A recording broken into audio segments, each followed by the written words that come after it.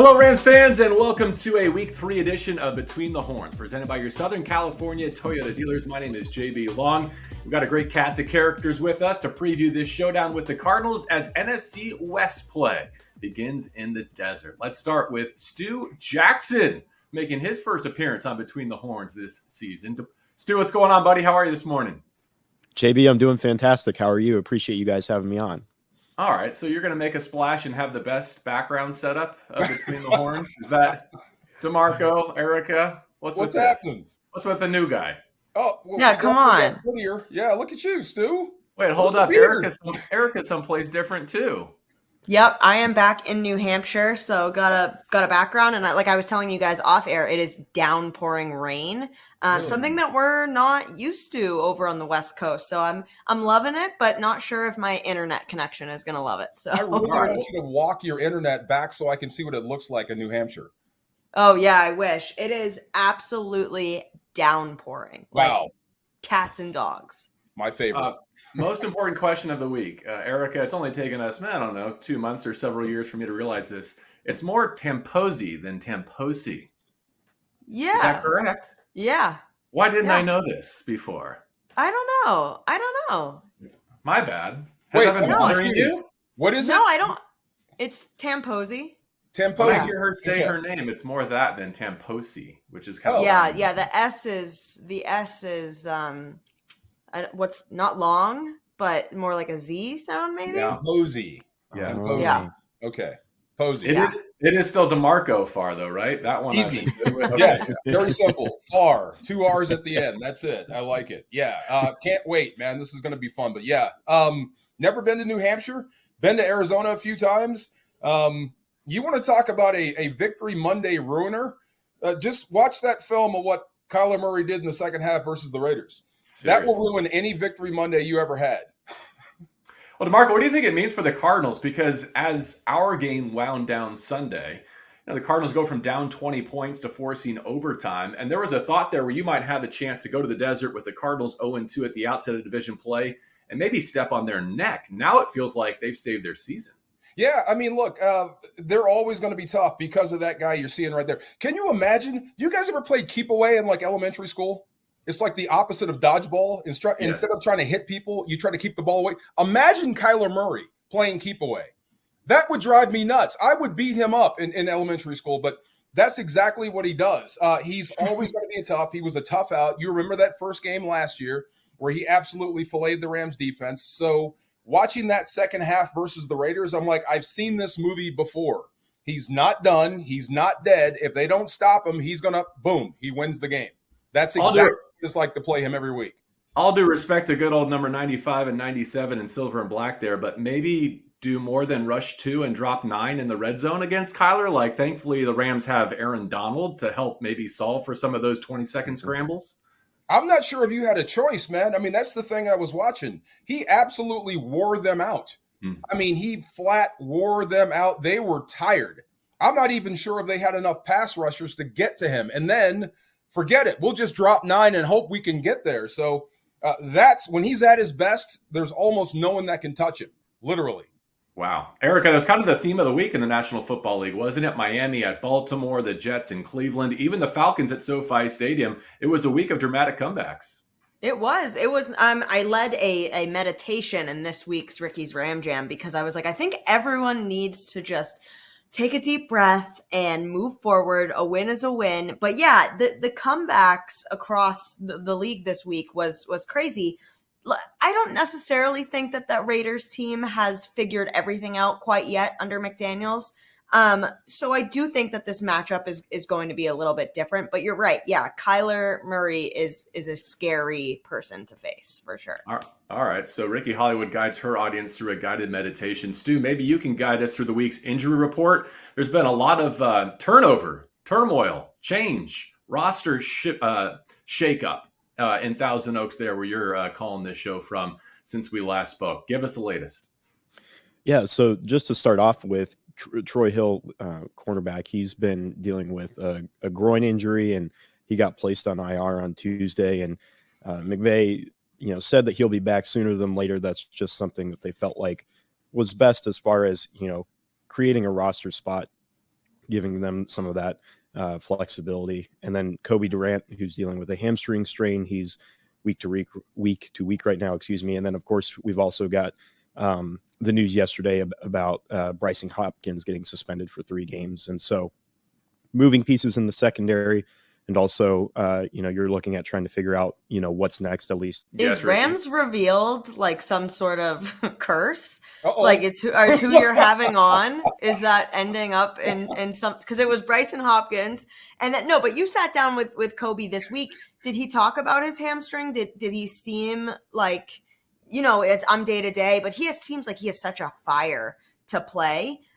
Did you get the impression from him that he was itching on his show, man? Yeah. We need to edit that out in post. No, the good news for Kobe is much of what we saw him do, including the interception and the sack, he said came after that injury, right? So if he's able to do this, that our YouTube audience is able to see with the injury he had, hopefully 7 days removed, he's in a better position even going to the desert. But we'll see what Friday's final injury report holds. But DeMarco, I saw you taking some notes over there. I know you're updating your 2D for Sunday in Arizona. Let's start at tight end, okay? Because there were only 2 to begin with. Now it's just Tyler Higbee. But we've also got version 2.0 SCO of the 2022 Sean McVay offense. We've seen him as a receiver. We've seen him as a fullback, maybe tight end. They also have TJ Carter, Jared Pinkney on the practice squad. Where do the Rams go offensively this week with only Higbee right now on the active roster at tight end? Well, I mean, thank goodness Tyler Higbee has been a rock for the offense. He can play 90% of the snaps if you want him to, but you're going to need a backup. You're going to need that extra tight end and extra body just in case. And I like what Benny SCO gave you last week. Kind of caught Atlanta off guard, caught the world off guard, lining up at fullback and playing pretty well. So you can figure out, Sean McVay can figure out how to use him in that tight end role. Maybe you don't have to put his hand down and block defensive ends. You can slide him out or split him out and make the defense declare what he is. But yeah, that's just too bad for Hopkins. That's just tough. That's tough on the football team, but it's going to hurt. I was more worried about corner, actually. So Durant is going to give me a pick and a sack and then may miss the next week. That we can't do that. So, I mean, that's just me being a veteran. So that brings up Rochelle, that brings up David Long Jr., and that brings up some notes I had. Don't forget Darion Kendrick, too. Remember how much they went TK. Thank you. And Kendrick. But just brings up some notes I had that the Rams had some coverage busts. They had some issues with what they were trying to do. And dare I say, a better quarterback, all due respect to Marcus Mariota, may make you pay for those mistakes. They couldn't hit the knockout punch because of who they are. But definitely, you just saw it. Kyler Murray will hit those. So now you're down one of your most experienced corners, and you're going to rely on some young guys to step in versus Arizona in a game that's going to come down to the fourth quarter. That's pretty darn scary on the defensive end. I'm still hung up on Ricky trying to rebrand my podcast instead of Rams Revealed. Like I'm just saying it just happened like to, two people that we're talking about were the last 2 on your show. I'm just connecting dots. I'm coming for Ricky's Ram Jam. You watch. Oh, yeah. By the time you get back to California. Marco, another one I wanted to bring up too is Tremaine Ankrum going down at right guard, mainly because I know you and I have talked about Alaric Jackson a lot, and having him at guard, like a tackle body, especially like his at guard. Just what do you make of that spot, especially with how things have changed there? Well, sick for Ankrum. He got hurt on the first play and then gutted it out, and then I guess it just gave way. So that sucks for him. Great for Alaric Jackson. Big body. You have a huge right side now when you think of Alaric Jackson and Rob Havenstein. That's perfect to me. That's where you want to run the football, especially with a right-handed quarterback. But the one thing I will say, JB, and we talked about this, look, he's going to get banged for holding calls. Now he's on film doing that. He got away with it versus Atlanta. Arizona is going to be talking to the officials, hey, watch this guy. So he's going to have to really be technique sound versus Arizona, or some of those big runs or big plays could come back with holding calls. But I like the fact that Alaric Jackson is in your lineup. It's big. He's big. There's a lot of oomph there. I think there's a lot of nasty in there. I think that might have been what was missing on the O-line. I thought they did a good job with Atlanta and Grady Jarrett in particular. Now they get a 3-time Defensive Player of the Year. There's going to be 2 of those on the field this week in Glendale, J.J. Watt and Aaron Donald. But 3 weeks, 3 starting offensive line combination to Stu's point. And really what I hope is now that the Rams know what they're working with up front, I think last week's game plan was a much healthier approach to how to manage that. We saw Stafford sacks go from 7 to 1. But now it's time to pop some explosive plays, especially in the running game. I think the season long for a rushing attempt is 18 yards. DeMarco, you talked about the size they have on both sides, really, from center out to left. And I think also from center out to right now. Man, if you're Cam Akers, if you're Darrell Henderson, you got to be salivating at the chance to maybe pop a big one this week. Oh, I think there's more there, don't you? Make somebody miss. Absolutely. You know, you got a fullback now. You got an extra gap. Absolutely. Hit it hard. I think Darrell Henderson has been great running the football, especially on those tosses when he cuts it back and he hits it like a scalded dog. I think Cam Akers is rounding into form. You need that right now. We need the best of Cam Akers this week if you're going to run the football. So, yeah, there's some opportunities there. There's enough space. You are a professional running back. They expect you to make guys miss, not go down on first contact. Ricky, what did you see from the offense as Stafford spread it around? They made the Falcons defend every blade of grass and every eligible, whether it's their backs, whether it was Tyler Higbee and Allen Robinson also having finally his welcome to LA moment with his first touchdown. Should have been 2. Should have been 2. Yeah, it was great to see Allen involved, Cam Akers involved more. I would have been interested to see how often they used him if the score was closer for a little bit longer. I think, DeMarco, you said it great when you said he's rounding into form. I still think he needs a little bit more time, and Henderson has sort of been that guy, especially with that rushing touchdown that he got. I just love that even with Allen Robinson getting, the I formation with Benny, Scope running fullback. It's insane what they were doing, and I think it's really, really fun to watch. But Cooper Kupp is still that guy, even when Stafford is spreading it around, which is so fun to see. And I just think that it was awesome to get Allen Robinson involved. And Tyler Higbee got, I called it last week, guys. Remember, I'm he's going to get his get-right game. There was that one sidearm that he missed in the end zone that I've watched 100 times. And I'm oh, he was so close to that. That would have been such a fun touchdown. But, yeah, it's been great. He's been throwing it all over the field.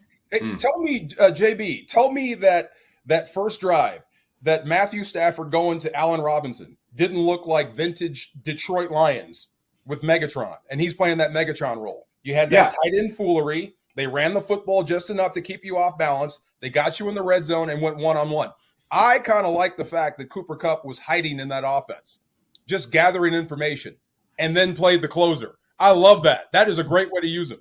DeMarco, what's so cool is you and I both know how oblivious Sean McVay is to everything outside the facility, right? I mean, You talk about blind eye, he has blinders. But sometimes, a couple times per season, it does feel like he's crowdsourcing his game plan, right? He's in the comments section being oh, you want to see more Cam Akers? Yeah, sure. Oh, you probably want us to throw to Allen Robinson? That's a good idea. Let's do that. Ben Skowronek as a fullback? Sure, we can go there. 2 backs flanking Stafford.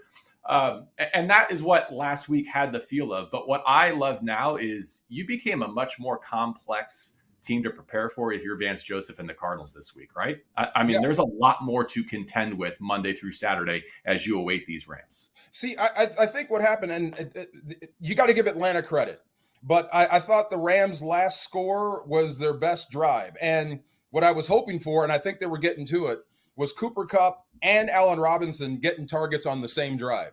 Because before it was one or the other. I'm going here or I'm going here. Eventually, when you start hitting both guys, with this defense you're about to see that's multiple, you're going to start making mistakes. You're going to find those one-on-ones quicker. I mean, it felt like a humble brag. It was hey, we're going to play the first quarter with one arm behind our back. We're not going to throw it to Cooper Kupp. Watch what we can do, right? 4 touchdowns, first 5 drives. He's just going to be, our run blocker who goes and roots out safety so that we can get touchdowns. And then he's going to come alive and still get his historic numbers. Wow. Amazing.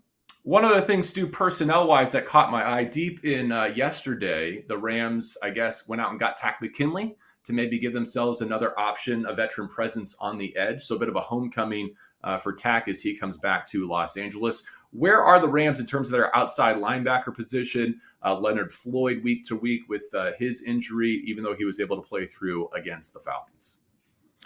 Yeah, it's a good addition because there's some familiarity there with him overlapping with Raheem Morris a little bit in Atlanta, and so at outside linebacker, besides Floyd, obviously you've still got Justin Hollins, who's in good shape, and then you've got Terrell Lewis as well. Daniel Hardy, rookie, is still on injured reserve, but there's no question when you can add someone like him, someone of value who has that familiarity, like I said, with Raheem, it can only be a good thing. I think the other thing too that it kind of reminds me of a little bit is, Leonard Floyd and his story as a former first round pick, and maybe the expectations placed on him and things maybe not going according to plan. But now he lands with the Rams and starts, playing some of the best ball of his career. So that's not to say and place those same expectations on Tack, but it's a situation where, if you're the Rams, that's hopefully the best case scenario here, and that's hopefully what you're going to get out of Tack. Or Dante Fowler is another one. Play with AD, right? That's what you meant with Floyd. Yeah, yep. The Dante Fowler, Aaron Donald effect. We've seen that work well, and I think this is an area where the Rams are going to continue to really scour for options to supplement their pass rush, because I don't know that they're going to get a sack from Bobby Wagner every week, but maybe like 15 out of 17 weeks. Well, you knew they were going to blitz him, and that's the thing I wrote down. And the funny thing, Tack McKinley actually went to my high school. So his picture is right next to mine as guys turning pro. So I'm glad he's here. The one thing I did write down was you're not special outside of Aaron Donald, really. And you need special, especially when Arizona starts to speed up and he traps you on the field in one personnel group and you can't, sub guys. So somebody else has got to win one-on-ones.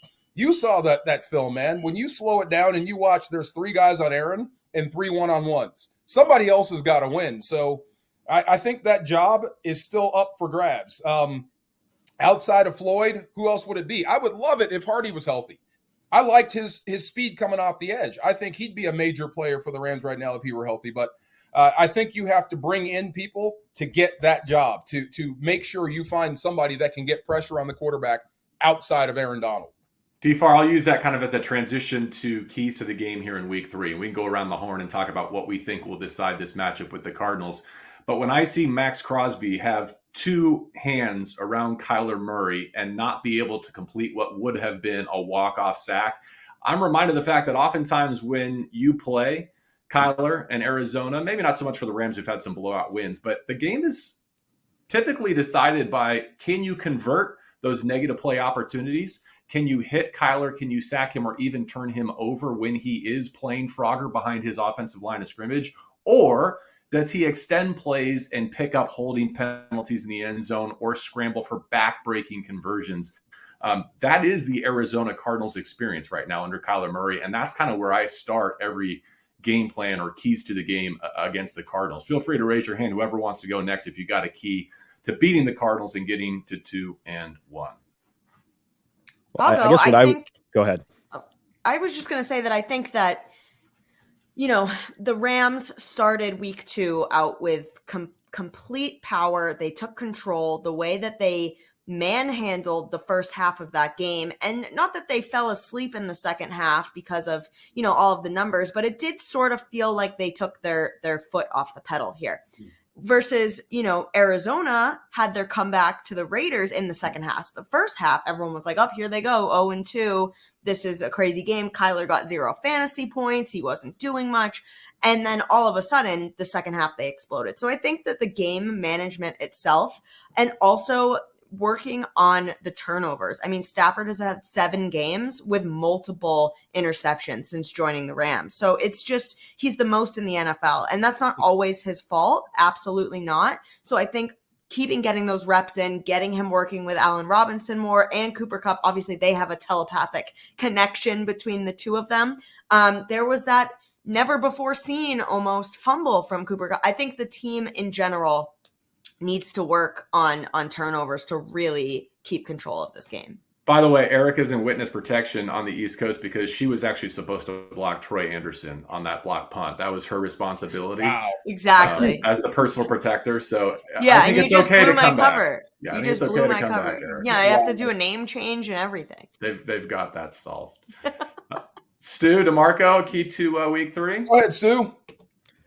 I was going to say something that reminded me of what I think it was Raheem Morris, the defensive coordinator, got asked about in week 1 when it comes to Josh Allen, and it was plaster rules, which is, the secondary. And, if the quarterback escapes the pocket and is trying to make an off schedule play, like just sticking to your guy, the nearest guy, nearest receiver specifically. And that's what comes to mind when I think about Kyler Murray, even though he doesn't have DeAndre Hopkins, even though he doesn't have Rondale Moore, even though James Conner got hurt and left the game with an ankle injury, he still found a way to will them to that comeback win in week 2. And so between, making sure that he doesn't make those off schedule plays and sticking to your assignment or the nearest defender, should he escape the pocket, just making sure that those things are keyed on, especially because, even though, he still has Zach Ertz, he still has AJ Green, and that was still enough for him to, again, help. And that rookie who's been exploding, who's on track for like 1,000-yard season, Greg Dortch, I think his name is. Playing for Rondale Moore in the slot. But Stu, you bring up a good point. You go Josh Allen, you go Marcus Mariota, you go Kyler Murray, 1, 2, 3. Please, some Jimmy Garoppolo in week 4. They thought they're going to be getting Trey Lance. Now it looks like their old friend Jimmy G, maybe a little bit more pockets. Careful, JB. All that guy does is beat the Rams. That's all Jimmy G does is beat the Rams. Yeah. No, they snapped that streak. NFC Championship game. I know you were there. Good. No, I'm with you. And to Ricky's point, taking their foot off the gas. I don't think it was taking their foot off the gas. I think they fell asleep with the pedal down. You know what I mean? You have to stay with it and finish games. I think this is a team that's still trying to figure out who they are. They're still trying to do the little things to come together. It's a good group. It's a great culture, but every team is different, and this team is building towards hopefully something special, but they're not there yet. So it is, to Stu's point, I think this game is really just about one guy. If you can get Kyler Murray on the ground, if you can force him into a bad game, so goes Arizona. But you have to tackle better. You've got to do the little things. On 1st and 10, if he flips it out and you have a chance for a 2-yard gain, it's got to stay a 2-yard gain. You can't let guys make you miss and then give Kyler Murray a 2nd and 3. Give Kingsbury something to play with. So you know what this game's about. Every time you line up against Kyler Murray, it's all 11 versus that guy. If he has a great game, it's going to be tough to get him out. If you force him into situations he doesn't like, there could be a chance he'll go off to the side and start pouting. Maybe he's over that, maybe he's not. But when he's going good, so will the Cardinals. If he's going bad, so are the Cardinals. So, and one more thing about Matthew Stafford. I got called out by Mike Martz, of all people. He listened to the coach's show. He said, you had a quarterback turn the ball over multiple times. You didn't even mention it to the head coach. I'm like, you're right. We didn't. He is kind of like Kurt Warner. You kind of ignore the turnovers. You really do, because of what he can do with the football. He's going to put you in the end zone. He's a guy that takes chances. More often than not, he's right. But every now and then, he's going to turn it over. You're going to have to live with it. As a defense, you're going to have to understand it and try to get the ball back. So I think you have an ultra-talented quarterback that's ultra gutsy. Every now and then, it's going to come back the other way. It is an interesting contrast. Arizona opens the season with 6 egregious quarters, and they're down 20 at halftime on the road in Las Vegas. They somehow pull that out of the fire, and now their fan base is feeling like, okay, we got a chance now. This is who we thought we were going to be as the Rams come to town with a chance to get to 2-1 and be atop the NFC West. Conversely, the Rams play 3 dominant quarters, I think, against the Falcons, crumble in the 4th, and now I understand our fan base is like, hey, there's a lot more to be concerned about here than there is to feel confident in. But DeMarco, based on what you said, it's like, I'm anxious to see what it looks like when you play a game and don't turn it over 3 times, right? Like, show me that version of the Rams on Sunday, and let's see what the final score looks like. I think you saw it. Week 1, it looks like Buffalo. Oh, you're saying the Rams can look like that if they don't turn it over. You'll score 41 points if you don't turn it over. That's what it'll look like. Yeah. I mean, first 5 drives, you get 4 touchdowns, 28 points. I mean, I think that was the Rams offense we all know and love and want to see a whole lot more of. All right, good hanging out with you guys here on this edition of Between the Horns, presented by your Southern California Toyota dealers. DeMarco and Stu, we will see you in Glendale. Look at you. Stu, you're so pretty. You're so pretty. And Ricky Hollywood, Joe DeCamillis is not looking for you anymore. You can come ahead back to California. Yeah, and everybody check out Rams Reveal. JB needs some good positive juju on there, and give it 5 stars. You have started something, Ricky. Rams Reserved is what Ricky Hollywood is going to start calling it. Oh, I love it. Good call out. Have a great week, everyone. Looking forward to the 1-1 Los Angeles Rams traveling to face the 1-1 Arizona Cardinals. Back-to-back NFC West road games ahead on the schedule for your Los Angeles Rams.